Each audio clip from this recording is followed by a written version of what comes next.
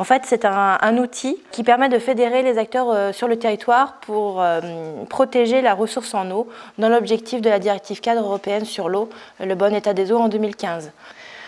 Donc on va faire un petit point sur la qualité de l'eau de la Seine. À Poissy, c'est notre point de mesure. Aujourd'hui, la Seine à Poissy est de qualité mauvaise au niveau de sa qualité chimique par rapport aux critères de la directive cadre européenne sur l'eau.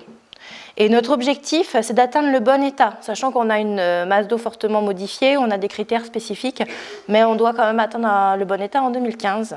Voilà une petite carte du territoire qui vous permet de voir la contamination des eaux superficielles par les pesticides.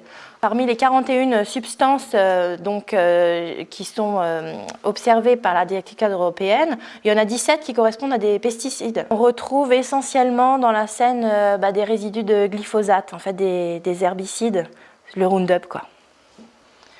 Alors pourquoi les collectivités, les jardiniers amateurs, les agriculteurs vont-ils faire des efforts pour réduire leur utilisation de produits phytosanitaires? Tout d'abord pour l'eau, puisqu'en fait pour la qualité de la Seine, mais aussi pour la qualité des nappes souterraines, pour la qualité de l'eau brute que nous allons prélever pour avoir de l'eau potable. C'est notre ressource en eau. Plus il faut la traiter, plus ça coûte cher, donc il y a aussi un aspect économique. Un autre point de vue, c'est la préservation de la santé des agents et puis des administrés.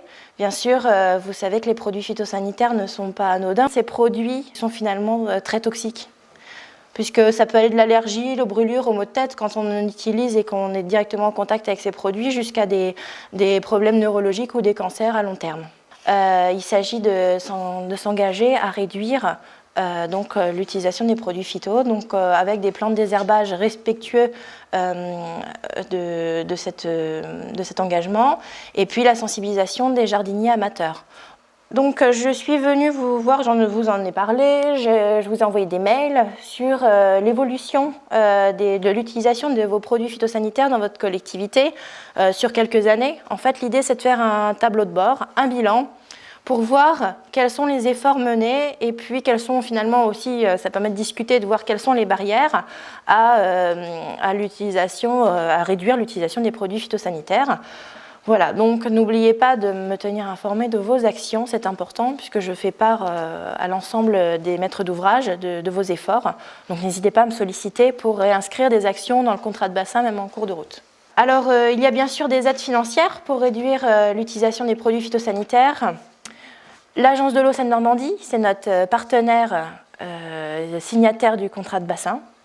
Et on peut également avoir des aides du Conseil régional d'Île-de-France en fonction de la signature de la charte. Vous avez nos numéros de téléphone pour tout ce qui est pour vous accompagner techniquement et financièrement sur tous vos projets. Donc n'hésitez pas à nous contacter.